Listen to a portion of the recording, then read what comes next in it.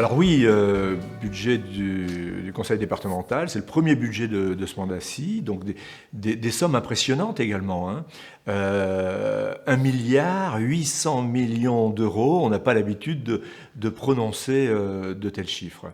Alors oui, un budget, comme dans toute collectivité, ça se bâtit à partir de ressources, des recettes que l'on va dépenser ensuite. Alors ces recettes, eh bien, elles viennent de l'État. L'État nous attribue ce qu'on appelle des dotations globales de fonctionnement. Et avec ces dotations, on peut faire face à nos dépenses de fonctionnement.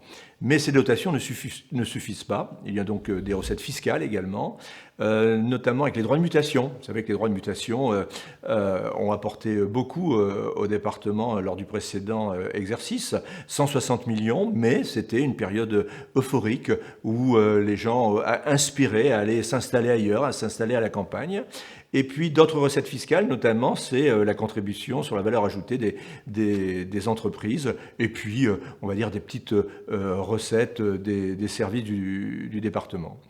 Voilà, un beau budget, de belles recettes, mais malheureusement, on n'a toujours pas suffisamment de recettes pour réaliser les rêves qu'on voudrait apporter à cette population du Pas-de-Calais. L'État nous donne des dotations, mais en contrepartie, il nous impose des charges, et notamment en matière sociale.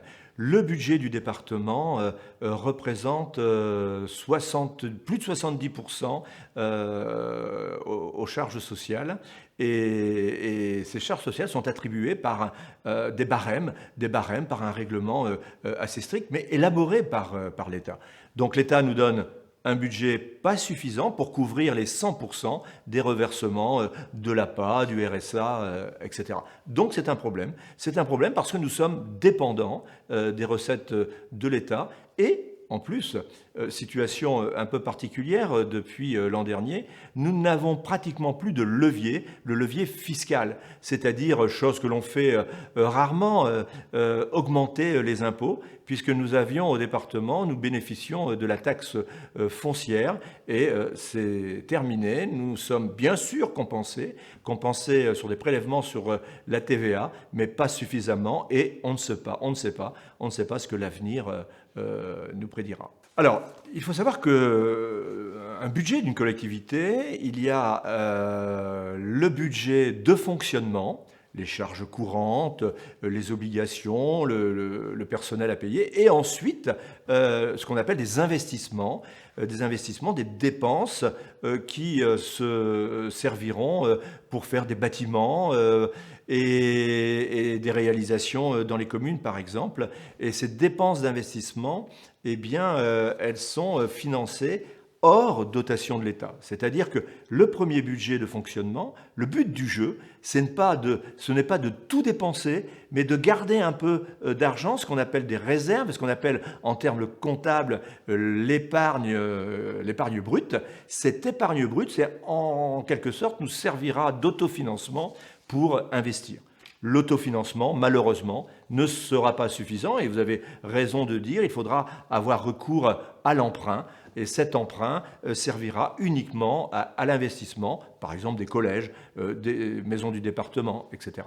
Puisque nous investissons et nous créons de l'emploi, il faut construire, il faut réfléchir, donc des études, et puis nous accordons également des subventions d'équipement aux communes, et on sait lorsqu'on accorde 1 euro de subvention, eh bien ça génère 10 euros d'activité économique supplémentaire, et vous savez que l'activité économique qui croît, eh bien, augmente le nombre d'emplois, bien sûr.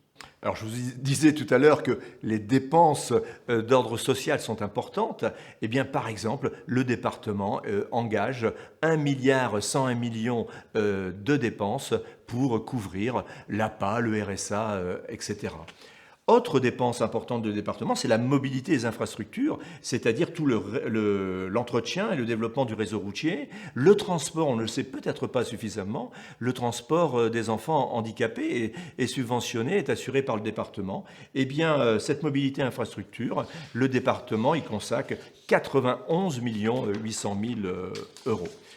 Autre charge importante du département, eh bien, c'est ce qu'on appelle la sécurité, développement, attractivité, pour un budget total de 120 millions, plus de 120 millions d'euros. C'est énorme. Eh bien, c'est finalement le SDIS, vous savez, les pompiers. On est bien heureux de trouver là ce service au quotidien quand on a besoin. Eh bien, ce SDIS est financé essentiellement par le département. Le tourisme local est également financé par le département, tout au moins pour une partie. En ce qui nous concerne, 25 millions à peu près. Eh bien, chose importante, vous connaissez certainement Eden 62. Eh bien, Eden 62 finance également toutes les actions de développement durable et de défense de l'environnement et l'entretien, la création des espaces naturels. Voilà, globalement, pour ces dépenses. Mais il ne faut pas oublier une dépense importante. Le département, c'est aussi les collèges. Eh bien, il faut les construire, il faut les entretenir, il faut mettre à disposition du personnel pour la restauration scolaire. Eh bien, ce budget est également très, très important avec 141 900 000 euros. Voilà pour les grands blocs. On pourrait rentrer dans le détail, ligne par ligne pour les chapitres, mais ce serait bien trop long. Alors, on est en période présidentielle, d'accord, mais aussi on est en période de crise. Et on a bien vu que l'aspect humain pour la gestion de la crise est important. On a besoin de soignants dans les hôpitaux. Va-t-on maintenant se passer de fonctionnaires? Non, je crois qu'il faut en créer.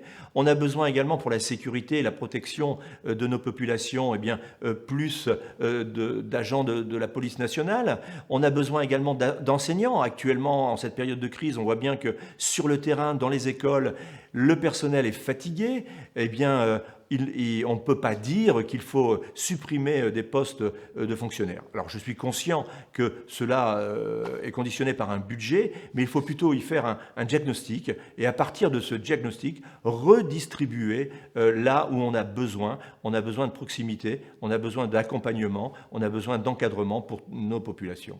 Donc attention, soyons prudents lorsqu'on annonce des suppressions de postes.